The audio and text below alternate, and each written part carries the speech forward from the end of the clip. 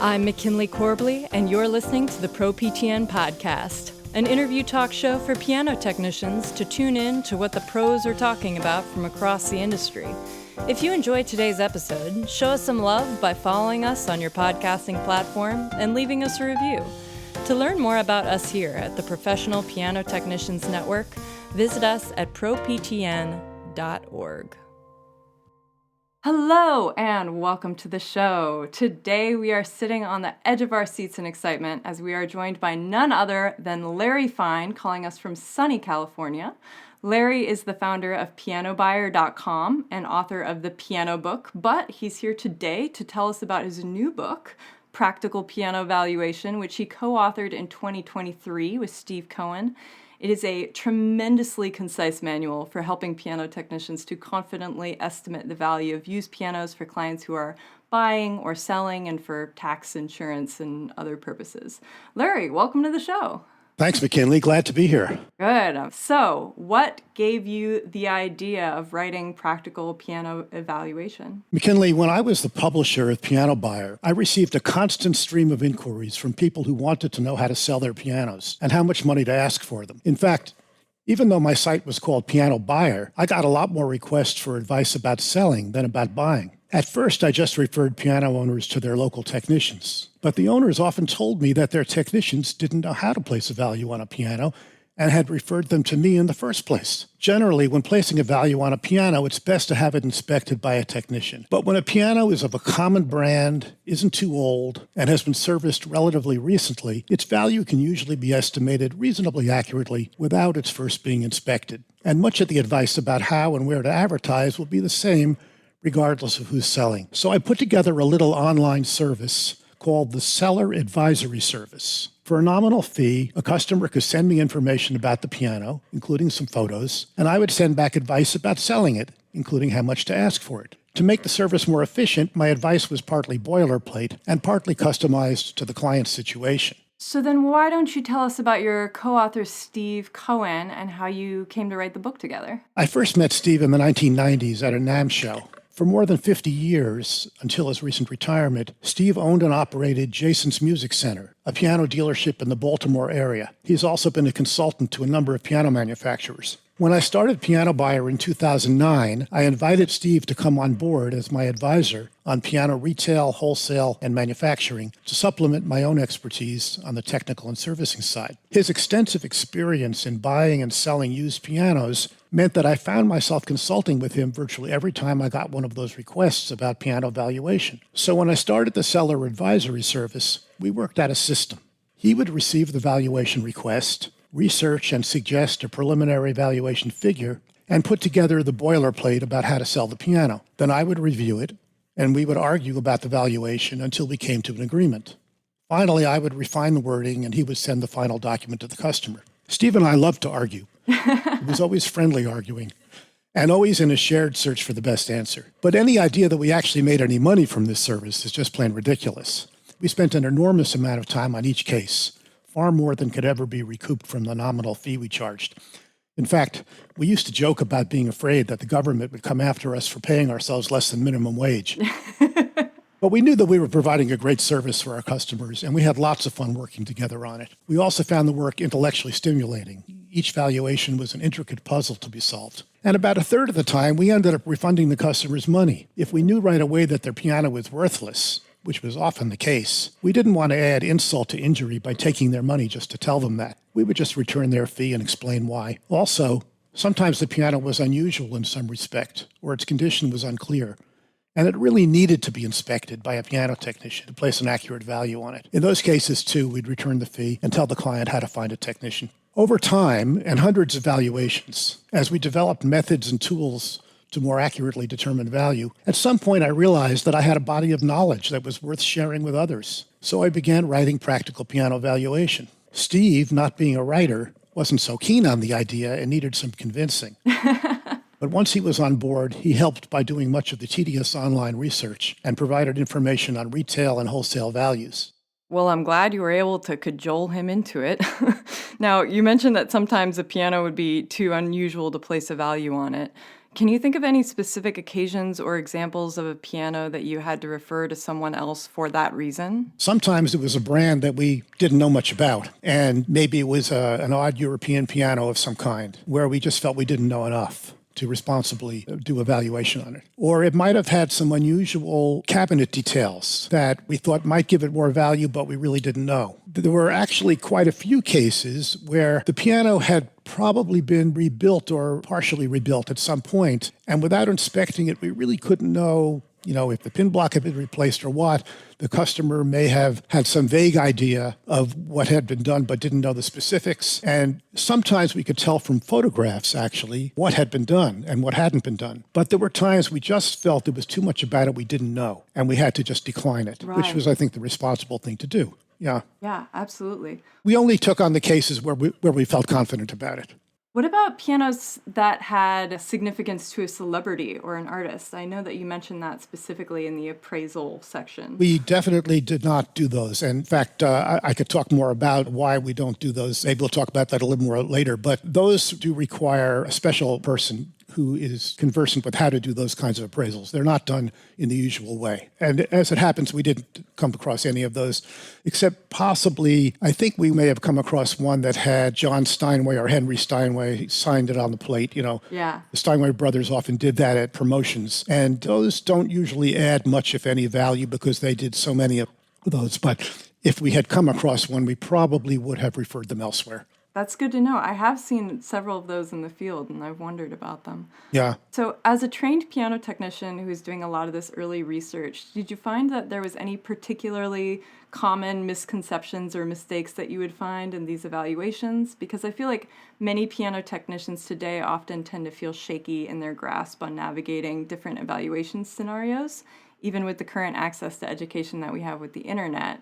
I'd love to know how it might have been different in those pre-internet days. I want to clarify something. Sometimes valuation and evaluation are confused. An evaluation is an inspection of the piano and evaluating its condition. Valuation is simply about the monetary value of the piano. So I'm not clear which your question is about. I suppose in valuation without the E. Not the E. Okay. Without Yeah. The E. Before the internet, it was very hard to find out what pianos sold for. There weren't any classified ads on the internet. You really didn't have any way of finding out except maybe asking dealers. Maybe you could look through some print classifieds, but then you'd only see the ones that happened to be in that issue of the newspaper or whatever, and that probably would not be very many. I wasn't doing valuations before the internet, so I can't say exactly how they were done, but I think you'd mostly have to go to piano dealers, and of course they could only tell you what dealers sell for. They wouldn't necessarily know what private parties sold them for. So I would say it was very difficult to figure out.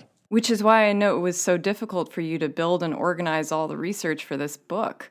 So How did you go about starting to write the book, and how do you define something as abstract as value? Pianos are a subset of what's known as personal property. Basically anything that's not real estate or business property. That includes everything from fine art and jewelry to kitchenware to furniture and household goods and pianos. An entire industry is devoted to the appraisal of personal property for buying, selling, tax, insurance, estate, and other purposes. Personal property appraisers have their own courses of study, professional organizations, credentialing processes, and textbooks. So I didn't need to reinvent the wheel when starting to write a book about piano valuation. I began by reading, 3 times through, a 700-page textbook on personal property appraisal. Oh my gosh. Yes, and noting down everything I thought would be useful in writing about piano valuation. It's true that value is an abstract concept, in that an item has value whether or not it's sold. And if it's sold, it may sell for more or less than the value placed on it. Value is considered to be an opinion or estimate of what an item would sell for if sold. But to be valid, that value must be based on something real and objective, not just a number plucked out of the air. There are 2 types of objective facts on which an opinion of value can be based, and these lead to 2 different methods of determining value. With the comparative sales method, you look at how much other similar pianos recently sold for, or how much was asked or offered for them. Because similar rarely means identical, you have to compensate for the ways in which the comparable pianos are different from the piano being valued, the subject piano, such as differences in age, style, finish, etc. With the replacement cost method, you start with the objective fact of how much it would cost to replace the subject piano with a brand new one, and then depreciate from that for the age of the subject piano. The comparative sales method is the more accurate method, and the one nearly always used by professional appraisers. The replacement cost method is most often used by insurance companies. Don't some kinds of pianos or situations require the services of a professional appraiser rather than a piano technician? Yes. When doing valuations for federal tax purposes, such as for charitable deductions and estate tax, a formal appraisal by a credentialed personal property appraiser is legally required when the item in question is valued at more than $5,000 and is in at least good used condition, or more than $500 if not in at least good used condition. The use of a credentialed appraiser is also strongly advised when the piano in question is valued more for its history or for the artistic qualities of its case, or, as you were alluding to before, for its association with a celebrity or important event, rather than simply as a modern musical instrument. The reasons for this are twofold. First, what gives these pianos their value is different from what gives a regular piano value. Second, the places you have to go to find comps for these pianos, such as auction and museum catalogs, are more obscure than the places you find comps for regular pianos, and may not be easily accessible to the typical piano technician. This is why we don't cover the valuation of these instruments in practical piano valuation. We also advise a technician to refer the job to a professional appraiser or to partner with one when there's something unusual about the piano that makes the technician feel uncomfortable or not competent to place a value on it. All of this still leaves a lot of room for technicians to place values on the more commonplace pianos and situations that clients want valuations for. This is also something that I love about this book, is that it really empowers technicians to say when they don't understand something as well as when they do, which is a really valuable skill, especially in client situations. But from what I've heard anecdotally, it sounds like many professional appraisers are fairly hesitant to appraise instruments because of how nuanced it can be. Has your book been lauded as a resource by appraisers as well as technicians since its release? Because it really seems like it has done a lot to bridge a gap of understanding between the two. Well, it's not been out long enough, I think, to circulate among appraisers, except for the one who wrote the foreword to the book, who's a very well-known appraiser of musical instruments, Albert Rice, Dr. Rice. He loved the book. He offered to write the foreword to it, as a matter of fact. He felt that it would really help appraisers to understand pianos better, and there simply aren't enough appraisers who are familiar with pianos to do all the appraisals that are needed. And so it's very important that piano technicians, who are the ones who have the most intimate knowledge of pianos and the closest connection to the customer, that they should at least be able to do the more commonplace ones and then save the professionals for the difficult ones that require special expertise. So then, why don't you give us a rundown about what's in the book chapter by chapter? Okay. The book contains 7 chapters. Chapter 1 discusses concepts and terminology. It describes the different markets in which pianos are bought and sold: retail, wholesale, private party, salvage, etc., and the various definitions of value that can apply depending on who the client is, what they want the valuation for, and the piano's condition. In Chapter 2, we discuss the characteristics that make one piano more or less valuable than another. Most of these will be well known to experienced piano technicians, but the information may be useful for newcomers to the field, including to professional appraisers who have little contact with pianos. Chapter 3 lists the steps in the valuation process and outlines the procedure for determining the valuation problem to be solved and how to go about solving it. We provide flowcharts or decision trees for a number of common valuation problems. Chapter 4 teaches how to use various public databases, such as classified ads and dealers' websites, to research comparable sales, and how to reconcile differences between the comps and the subject piano in age, style, finish, and other characteristics. We give an example of an actual valuation research problem and use comparable sales to solve it. Chapter 5 combines 3 different topics: how to use the replacement cost method, the difficult problem of figuring the value of a restored piano, and 3, how to present valuation conclusions to the client in a valuation report. Chapter 6 was probably the most challenging and fun chapter to write. We present 6 fictitious but plausible valuation scenarios, then solve them using actual data. For each one, we show in detail our analysis of the problem and how we solved it using the tools and concepts laid out in the earlier chapters. We don't gloss over our difficulties. We describe and explore our dead ends as well as our successes. Chapter 7 takes a break from all the numbers to discuss ethical and legal issues that come up or should be considered when doing valuation work, especially around bias, confidentiality, and competence. Following that is a long but essential outline of the rules pertaining to valuations for federal tax purposes. Following the book's 7 chapters are 8 appendices. Some of these attempt to quantify aspects of the valuation, such as age, style, and finish, that previously had to be done by guesswork. I can also attest to how incredibly useful those depreciation schedules are after having read the book. My copy is so dog-eared, but particularly that back section. So how did you go about analyzing all the pricing data you collected? When we first began collecting data, it was difficult to figure out just what to do with it all. We didn't have the tools to analyze it with. Then a fortuitous thing happened. One day I received a request for assistance from a chemistry professor at a small college in Kentucky. He was trying to figure out the value of his Steinway and was collecting price data from some of the same sources we were using. He told me about some online software for analyzing data such as ours. The software also provided measures of the data's consistency and usefulness. Brilliant and serendipitous. I love that. Yes, a lot of that happens in my life, yes.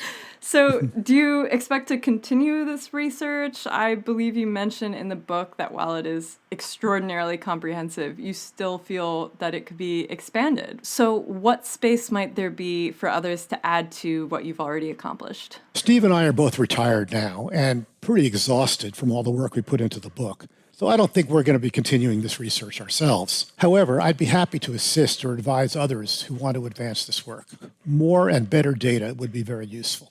Using classified ads for valuation work has its limitations. For example, they're often very sketchy about the condition of the piano, and we usually know only the final asking price, not the price at which the piano actually sold. Better would be a database that was shared to which each technician could contribute when they became aware of a piano sale, and to which each had access when doing valuation research. More work is also needed, both on a theoretical level and in terms of better data, on the difficult issue of valuing restored pianos, especially pianos that are only partially restored. We introduced some ideas in the book, but didn't have the opportunity to test them out as thoroughly as we would have liked. We also need to explore more fully the relationship between prices for pianos sold by dealers only via classified ads and pianos sold via dealers' websites and showrooms. We discovered this dichotomy somewhat later in our work and tried to quantify it, but this relationship needs to be better tested and refined. So do you know if there is similar research being done on an international level? I don't know of any. Okay, so maybe that could be a way for the research to be continued, is if it could be expanded to a global scale, so we could have comparisons between international markets. That could be really interesting. Yes, I did at one point look into using some piano sales I had record of in the UK and decided against using it. The markets for pianos in different countries are likely very different, and I didn't want to mix up different markets. There may be a larger number of pianos available or a smaller number of pianos available for the given population or whatever, and I felt it would add too many variables to include. So I suspect it would have to be done country by country or at least continent by continent or something of that nature, and then it would be interesting comparing them. That would be really interesting. I also believe I heard whispers about how the book could serve as the basis for some kind of technician certification, which I think could not only be a great way for them to learn the ins and outs of valuation, but also a way to help standardize valuation practices across the board. Maybe that could help incentivize the industry to continue building on the research. Possibly. To have such a certification like that would probably have to be handled by some organization that could provide the coursework and so on. It also may run into a little bit of difficulty, perhaps politically, with professional personal property appraisers who have their own ways that they teach things and their own standards. And perhaps there's some way of combining the two where there would be some courses given by professional appraisers for certain aspects of it and some courses given by piano technicians for certain aspects of it. That's all possible, and I think it would be useful. Yeah, it could maybe even be a series of quizzes or just a reader's guide to ensure that someone's read the book. Because, again, in terms of practical applications, you've already done such a great job covering the practical applications. An interesting idea might be, if I were inclined to write another book, would be to write a workbook that had, I had 6 examples in chapter 6, as I said, of problems, but a workbook with additional problems and showing how they were done, or inviting people to try to solve them themselves and then showing how we solved them. Something like that could be interesting. But I think first I'm going to have to recover from writing this one. I can't deny that my inner puzzle junkie would be thrilled by that. But when you first said you read that 700-page textbook all the way through, I mean, I can't even imagine that. So yeah, you should probably take a break. It was an excellent textbook, which I put a reference to it in the first appendix. And for those who want to really understand the whole field better, I would recommend reading that book. It's well written. Obviously, it includes a huge amount of things that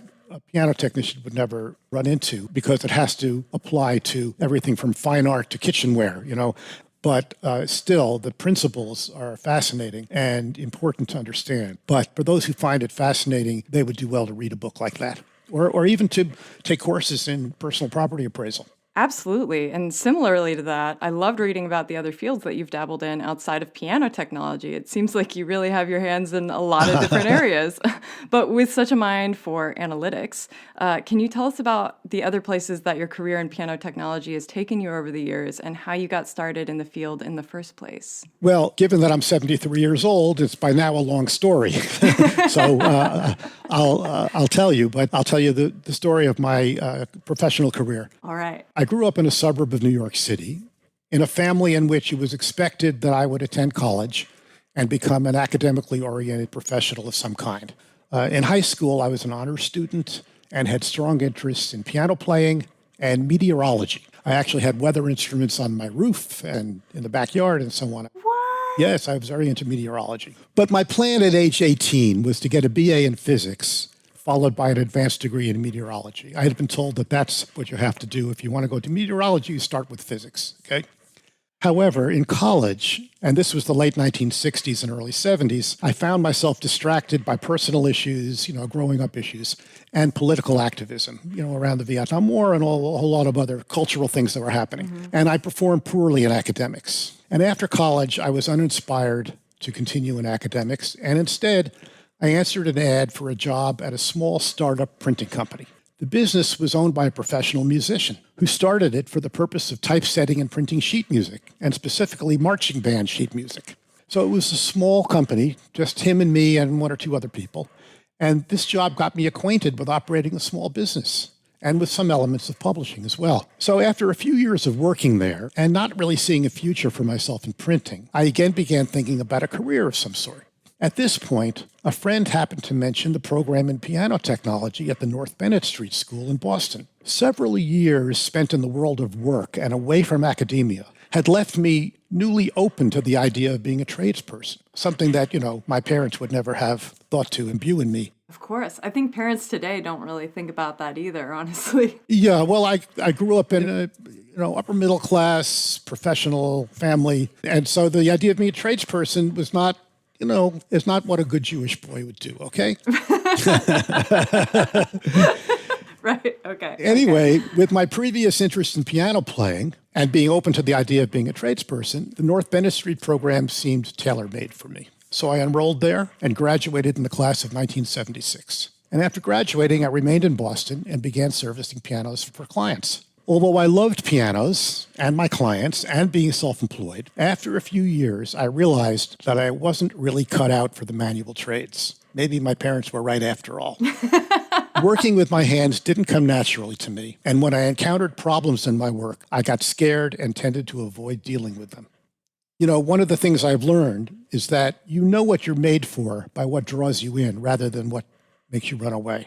Yes. Some people are, when you're drawn in by the problems, you know that it's right for you, And, yes. it was fine when everything went according to, how they taught in school. But Yeah. when I encountered things that didn't work right, instead of drawing me in to figure it out, I would just want to run away. I totally empathize with that because I also hate doing a bad job. So when you're faced with the Yeah. variables of being in a stranger's house with an instrument that could be expensive, it can be so daunting. And even though it's kind of Yes. a rite of passage for every field technician, I don't think people realize how daunting it can be until they're face to face with it. That's right. And I feel the same way as you, that I want to do a good job, and I felt I wasn't giving my customers what they deserved, and I didn't want to be that kind of person. So while I considered what to do next, for fun, I began to write a book about pianos for the layperson from the perspective of a piano technician. It just seemed like an interesting thing to do. Gradually, the book grew into a 10-year research and writing project. My own version of academics, I guess. There you go. Yeah, that's right. And the piano book, A Consumer Guide to Buying a Piano, was born. So while looking for a publisher, I met someone who offered to help me publish the book myself. Now, this was long before self-publishing was an easy option. The personal computer had only just recently been invented, and the internet was still almost a decade in the future. Nevertheless, concerned that my book might otherwise never see the light of day, I started my own small publishing company. As it turns out, the book was very well reviewed, including in major media outlets like the New York Times, and it became somewhat of a sensation and a controversial one in the piano industry, especially as I was largely unknown and the book seemed to appear out of nowhere. Is that why it was controversial? It was controversial because I told the truth about a lot of pianos that were very poorly made and about a lot of sales presentations that were dishonest. And I just told the truth. I backed it up with data because I did a lot of research. I had 50 piano technicians filling out forms for me for every new piano they serviced, and I compiled the forms. And I had the data to prove what I said, but it was not complimentary to a lot of manufacturers. And piano technicians loved it, but the industry was somewhat alarmed. Wow. Yeah. Did you expect that your book would have that much of an impact? Was that daunting or scary to go through at all? Well, it's hard to remember now, but I think it was. It's just that I had so much support from so many people who appreciated what I did. And all the technicians knew that I was telling the truth. They basically said, finally, somebody's telling the truth, That's awesome. Yeah, I was worried a little about some legal repercussions, and I had some minor run-ins, but I very cleverly was able to bypass those, which is a whole nother story. Actually, there's a very well-known story about that. First of all, when the internet came along, I was an early adopter of it, and the book sales doubled, seemingly overnight. And then as the years went by, I published 3 updated editions of the piano book and added annual and later semi-annual pricing guides. But when the second edition was being prepared, I decided it would be best to send advanced copies of the reviews to the manufacturers to protect me legally. First of all, if there were any errors of fact, they could catch them and they could, point them out so I wouldn't have any factual errors in the book. And if there were things they disagreed with, I felt it was fair to allow them to write something to counter what I said. The factual part was especially important for legal purposes. You can get into a lot of trouble if you say something that's not true, that's also defamatory. At that time, Baldwin was going through some bad stuff, especially with their actions, and a lot of the Baldwin pianos were not very well made at the time. They were coming out with cheaper models to compete with the Japanese, and they were too cheap and they weren't well made. Anyway, I reported all this, and I sent an advance copy to Baldwin, and they sent back a letter threatening a lawsuit if I published it. Oh my gosh. So I consulted with an attorney, and in fact, I was able to get an attorney to work pro bono for me. Interestingly, I knew that one of my piano clients worked for the American Civil Liberties Union. And so I called her, and she got one of her staff attorneys to work pro bono for me. Wow. And he advised me about it. And he said, look, considering you have the data to support what you said, if there were an actual lawsuit, you would probably win. But do you really want to go through all that? You have to decide what to do. And so I decided the best thing to do was to actually leave the review out of the book and put in a note saying that I was threatened with a lawsuit, and therefore I left the review out of the book. And that was worse than writing a bad review for them. Yeah.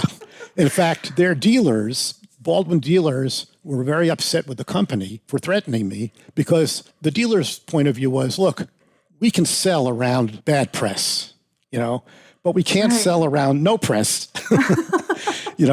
Wow. So anyway, so if you look at the second edition of the piano book, you'll see that Baldwin was left out, and also Wurlitzer, which was owned by Baldwin at the time. And so those of my generation remember that and frequently comment on it. It's a famous story about the piano book. Besides that, I really only had very minor skirmishes in terms of legal things. It seems like you were very shrewd about it, yeah. Yeah, I felt I had to be careful and also fair. I wanted to make sure that everything was factually accurate, and I wanted to give them a chance to respond.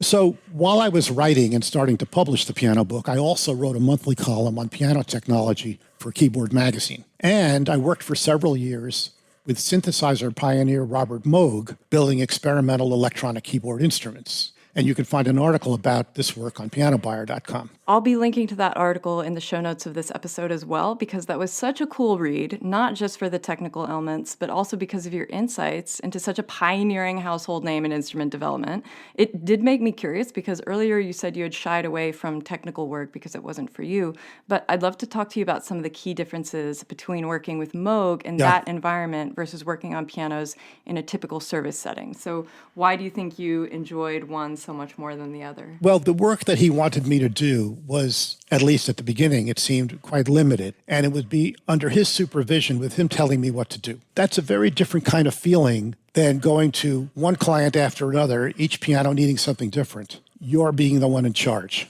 In this case, he was in charge. And the only point where I felt a bit put to the test, and I mentioned this in the article, is that there was a point where we had to work on a number of Pratt Reed organ keyboards, which were totally a mess. And he couldn't do anything about that. He knew nothing about it. And he said, this is your baby. You need to make it work. And I kind of gulped because I wasn't sure I could make it work. But in fact, I did. And it came out just fine. I just had to do a lot of bending of balance rail pins and sanding down surfaces that were colliding with each other and things like that. But I got it to work. So bravo. He was a delight to work with, I have to say. I could tell from your writing. It sounded like he was a wonderful person to have in the workshop with you, especially in terms of his patience and maintaining a gentle hand, so to speak. Yes, he did. He was a wonderful man. He died, unfortunately, early 70s of a brain tumor, and I was very distressed about that. We became good friends. And he was a brilliant man, but also very, very nice. And I got to know his family. It was a very good time in my career. So as the 20th century came to a close, several trends suggested that I needed to make changes in my publishing business if it was to remain viable, or else I had to change careers. First, the U.S. piano industry had collapsed, and nearly all remaining U.S. sales were of Asian-made pianos, with a small contingent of European pianos. Most of these were of much higher quality than U.S.-made pianos had been.